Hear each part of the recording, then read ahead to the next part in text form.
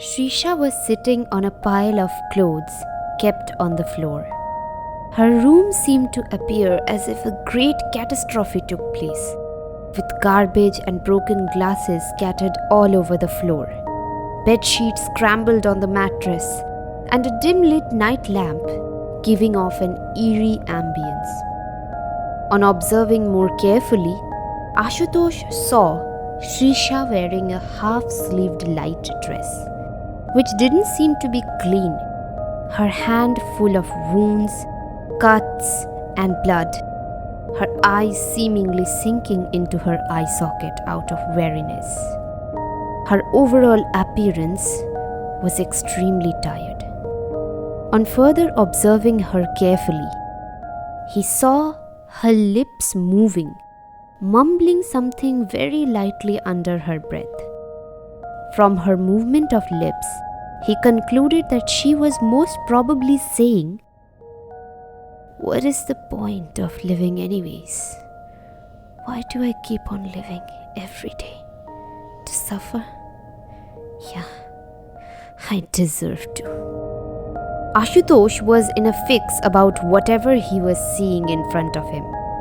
He wasn't able to draw any conclusion about Shrisha's condition. What is going on in there? Whom should I call? The police, a doctor, or her friends and family? While he was thinking about these bubbling up questions, Shrisha noticed Ashutosh peeking through the corner of the door of her room. She kept her bloody red eyes fixated on him and asked in a monotonous and lifeless voice, "What are you doing here? Since when have you been staring at me like that?" Ashutosh's heart stopped beating for a second or two. Shrisha looked away from him and said with a sigh, "Why are you hiding? I have already seen you." Ashutosh stood still in his place, while his veins were being flooded with adrenaline.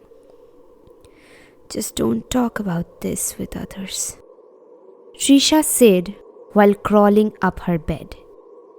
The more she moved, the more Ashutosh observed how many wounds she had on her body. From the fight and flight of the epinephrine, he chose the flight and carefully walked out of her house, trying to make as little sound as possible.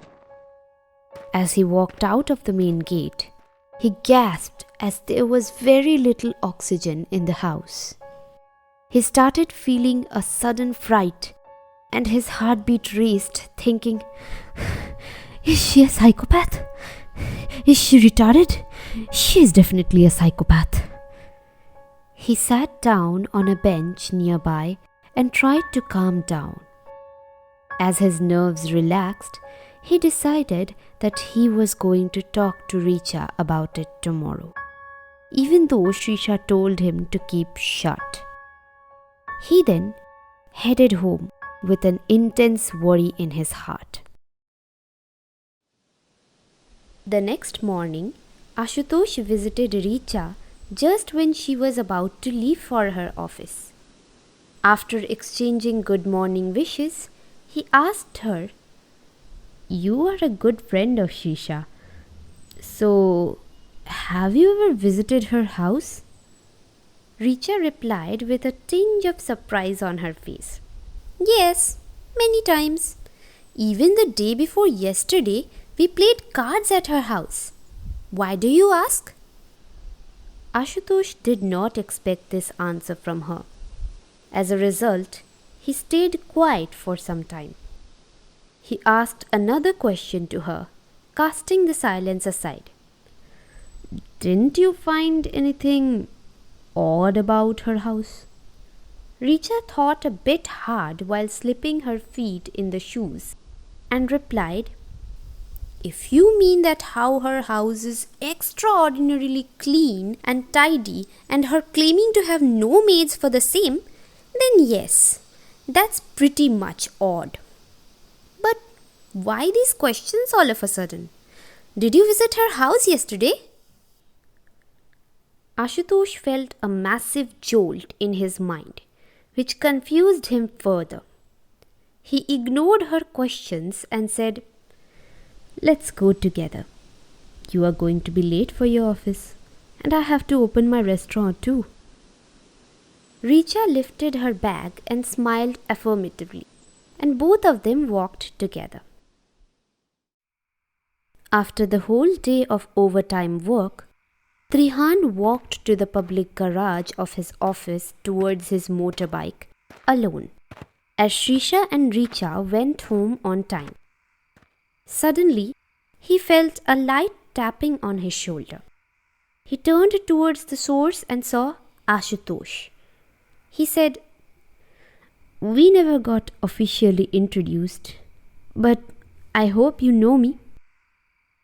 Trihan said in a monotonous voice, "Your eyes desperately scream out for help from me. So let's talk about your problem first."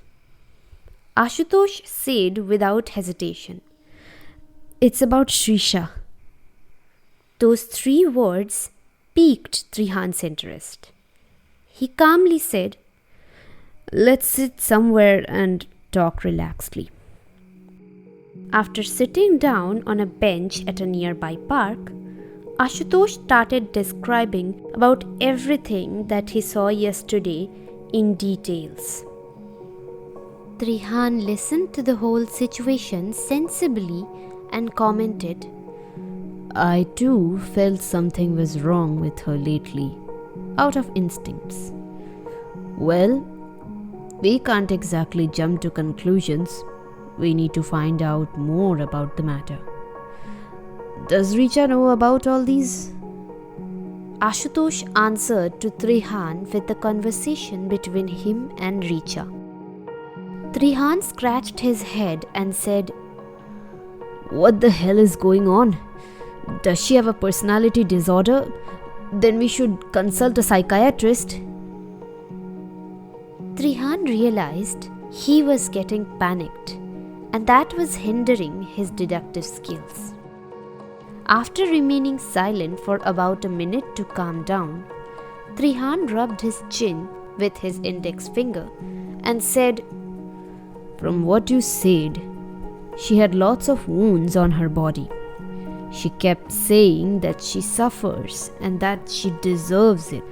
And she didn't seem to succumb to the pain from the wounds. Rather, she looked empty.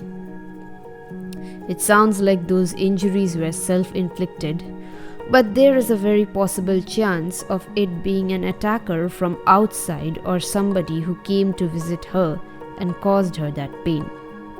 But many of her injuries looked days old, dried up, but the scars remaining, and many of them were fresh. How can an attacker do that in a single day?" Ashutosh interrupted with his curious question. Trihan recalled, "I do remember one time her nape was bleeding after she came out of the washroom of the office. She did claim it to be a paper cut, but I was suspicious of it to not be true. Even after we went to the restaurant, the cuffs of her shirt sleeves were red with blood. I suspected her wrist was bleeding, but she did not let me verify it. She also keeps wearing full-sleeved clothes no matter how much she is sweating, even though she can easily roll up the sleeves. All these seemed as if she kept trying to hide something from us. It might be a case of Stockholm Syndrome, but no captivator lets their victim roam about freely. I have stronger faith on the theory that those wounds are caused by herself. Another event that caught my suspicion is that even when I tried leaving her at her house and asked if I could escort her right to the front of the gate of her house, she kept insisting for me to not do the same. Similar things have happened on multiple occasions. My deductions say that she does not want people to visit her house without any premeditated arrangements, which means Mostly her house stays in the state you saw in, and that is when she does not expect a visitor. And when she expects somebody to come over at her house, she tidies things up, just how Richa saw. Ashutosh looked at Trihan's face and asked, what could possibly be the reason behind her actions? Does it have anything to do with her family? Do you have any speculations about that? Trihan replied, heaving an anxious sigh. She never discusses anything about her past with us. We often talk about our family members among each other, but she keeps shut on that matter too. Even when we ourselves asked her about her family once, she simply ignored the question. It felt like we shouldn't pressurize her to speak about something she doesn't want to share at the time, no matter how close friends we are. But now, we have to find out about her family in order to trace back her past, as I have a strong feeling that whatever is wrong with her has to do with something that has happened in her past. She keeps trying to hide it from all of us, acting as if nothing has ever been wrong, although I still had my suspicions from the very beginning. But I decided to not act on that suspicion in order to avoid hurting her in the process by meddling with affairs I'm not supposed to. Anyways, enough of making vague assumptions by running our hands in the air. We need to figure out how to start our search. Ashutosh's face lit up. He said, my financial consultant Priya has been friends with Shrisha since her childhood. If not all, she might have some idea about Shrisha's personal life. Should I ring her up and let her know about the matter at hand? We can also arrange a meeting if you don't mind. Trihan looked at his watch and said, I don't. It's just 7 p.m. I'll ring up Richa too, in order for her to take Shrisha out of her house somehow. Because we don't know what would happen next if she stays alone. Ashutosh nodded his head. After doing the self-assigned tasks, both of the men headed towards Priya's house, as she sensed the seriousness of the issue and invited them over to her house for this important discussion at that very instant. After reaching Priya's house and all the first-time guest formalities and settling down, Priya exclaimed, never have I ever thought that an optimistic girl like her had been dealing with so much problem and trouble in her personal life. Even as a kid, she was kind, friendly, and full of life to everyone she was acquainted with. Ashutosh responded, I haven't known her for that long time, but from how much I have seen of her, it was extremely shocking for me too, especially seeing and experiencing the whole situation firsthand. She helped me a lot, so I feel the great urge to help her out of this scary situation too. So please tell us anything about her family and friends that you know. You don't need to hesitate speaking about it to us, thinking if it is an unimportant information or not. Priya replied softly, even as a child, she never used to talk about her family with me or anyone else. But if I remember from what I heard from other people, her parents divorced when she was little. She and her older sister lived with her father. That's all I know about her family, and like I said at the very beginning, she was and still is a very friendly person. So, she used to be friends with everyone she met with. But of course, her friendship wasn't that deep with everyone. Trihan asked her, didn't she have any close friends at all? Priya gasped lightly and replied, how did I miss out on the most important point? Sorry about that. She did have a close friend, only one though. They were almost inseparable, and I'm pretty sure she will know much more about her past than I do. Her name is Kritika Tiwari. Although I don't know much about her whereabouts, as I haven't been close to her even back then. Trihan had a spark in his eyes as he heard the name and quickly opened the Facebook. On running his eyes through the mutual friend list, he found that Shrisha and Trihan had a mutual friend by the same name. Trihan smirked and looked up from his phone and said, "Back when a female friend of mine was getting married and she imposed this hectic job of finding a good makeup artist for her, I asked Shrisha if she knew one. She provided me with Kritika's Facebook profile and claimed her to be an amazing makeup artist. I concluded the same after I analyzed the display of her skills at my friend's marriage. Shrisha never mentioned to me that she was even her friend, let alone her closest friend. I do have her contact info and ways to reach her in person.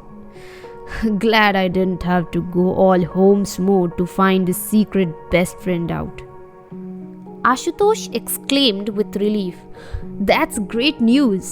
Thank you so much, Priya, for helping me out in so many ways. Unfortunately, we don't have much time at our hand now, so we won't be overstaying your welcome now." Priya lightly smiled and said, "Please don't thank me. I myself am worried about Shrisha, and even though I am not a very close friend of hers, I truly wish she gets out of this situation as soon as she can. I am so happy to see that her friends are giving their all to help her out, and that I was of any use to them. Feel free to contact me anytime you need to." Trihan smiled and said, shaking hands with Priya, "Thanks a lot for all the help. We would take our leave now." Then both of them left Priya's place.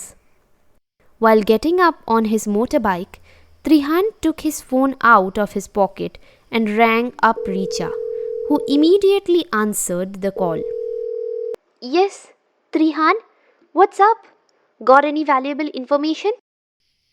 Trihan replied, "Yes, but I'll not go into the details of it over call. Let's meet up tomorrow afternoon, after Ashutosh closes his restaurant. Anyways, how is Shrisha now? Did she show any kind of resistance to your request of sleepover?" Richa replied softly, "Yes, she is all right. She did not need much persuading. We watched a movie, cooked together, had dinner, and now she's sleeping. I couldn't believe she was hurting so much when you told me about the incident. But after she fell asleep, I did check her body and there are innumerable scars.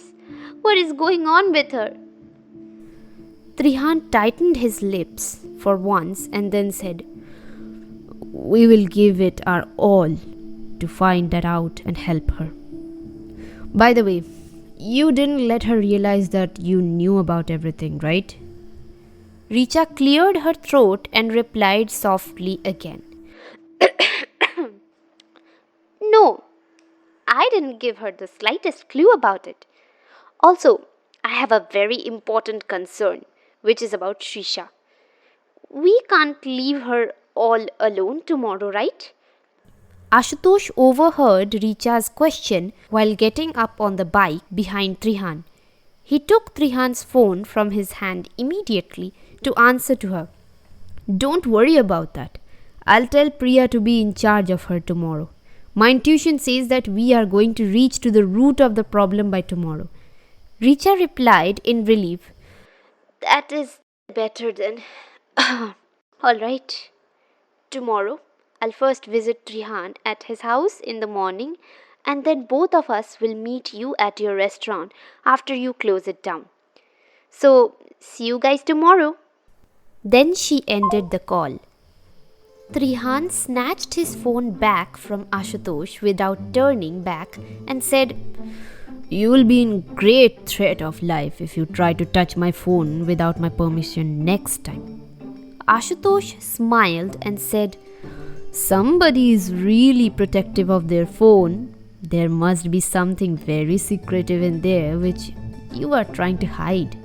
Like, for example, that name in your call log which said, 'I won't hesitate to throw you off the bike in the middle of the highway, so shut up.' If I get to know that anybody other than you knows about it, you will be in serious danger." Trihan threatened Ashutosh. Ashutosh chuckled, grabbing onto the rear of the seat as Trihan drove off the bike from Priya's house. Next morning, Richa came to Trihan's home as both of them had an off day.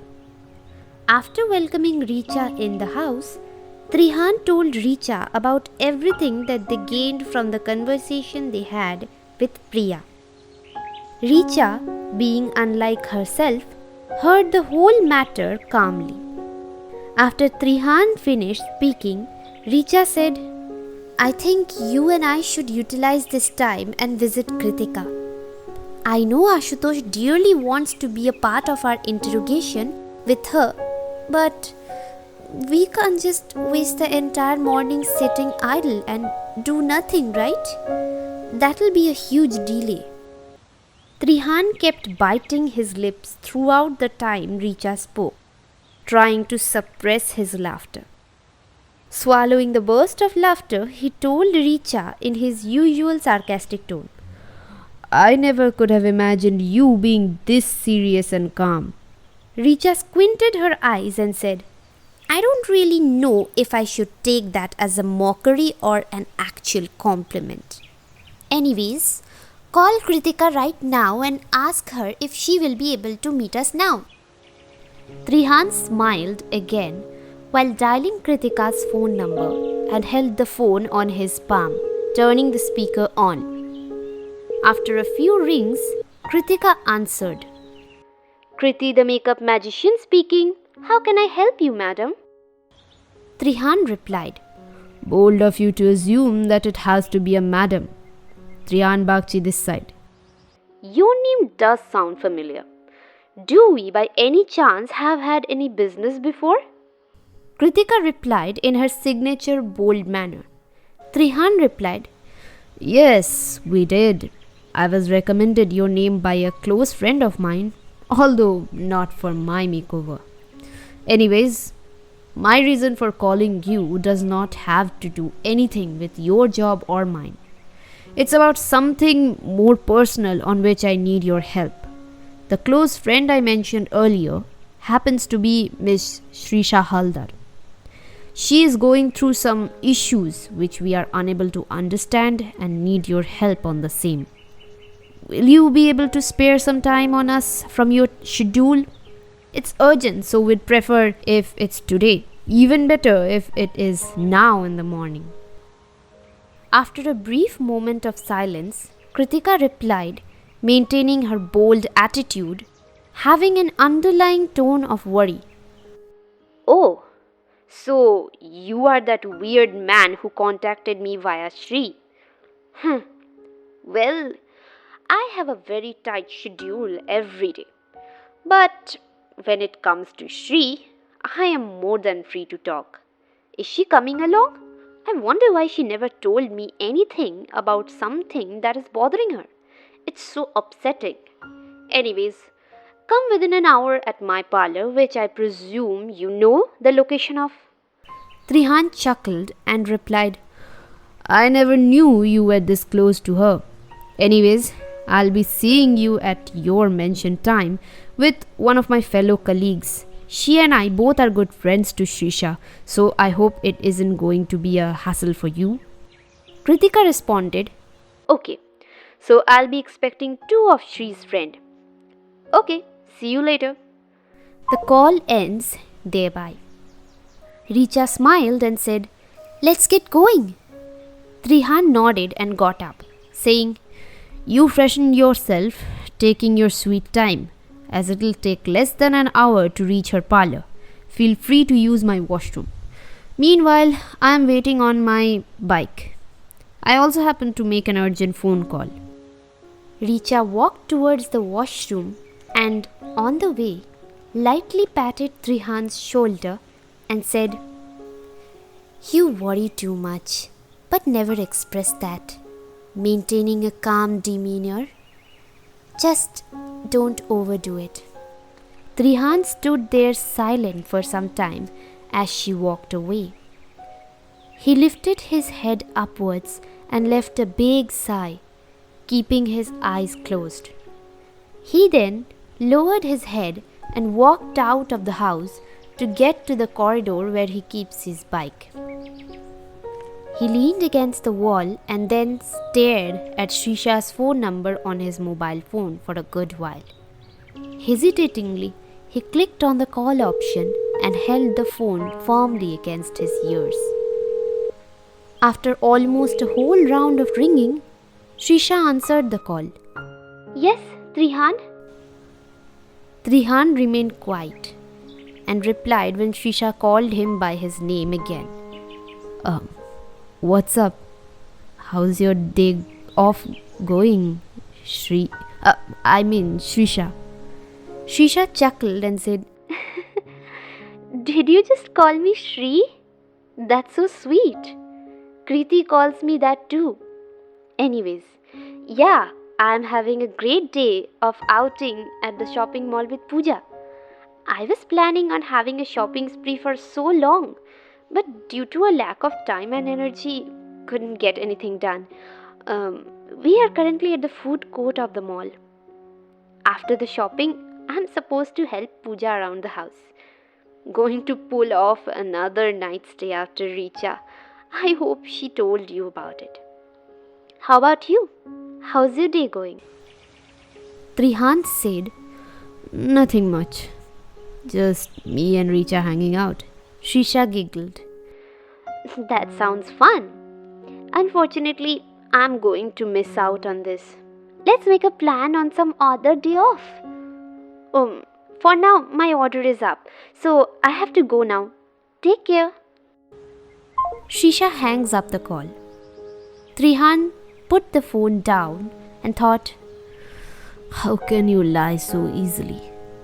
As if it is not even a big deal. Having so many scars both on the body and the mind. Asking others to take care of themselves, meanwhile harming yourself every single day. How is this fair to you? Are you a human being or some low-life microbe? How do you just have a half bottle of shower gel which has expired 2 years ago? You expect me to put the disease-causing thing on my skin? You better buy a soap or so on your way back home." Richa came growling like an angry cat at Trihan. Trihan closed his eyes and sighed again. He stood in the same position and said while slowly turning his head towards her, "Did you lock the main door?" Richa said, "Yes, I have the keys with me, but you are ignoring what I just said?" Trihan got up on his bike and said, "Get up now. We should get going now." Richa got up on the bike and said, "You aren't going to get any woman in your life this way." Trihan started the bike and said, "I'll drop you at some shop after our work is done. Buy as many bath ingredients as you want. I'll pay you later." Trihan drove his bike out while Richa kept saying, "That I definitely will. But seriously, 2 years and that bottle still has half? How could you possibly make do with it for 2 whole years and still not finish it?" Richa's rant didn't seem to stop and Trihan's answers didn't seem to appear.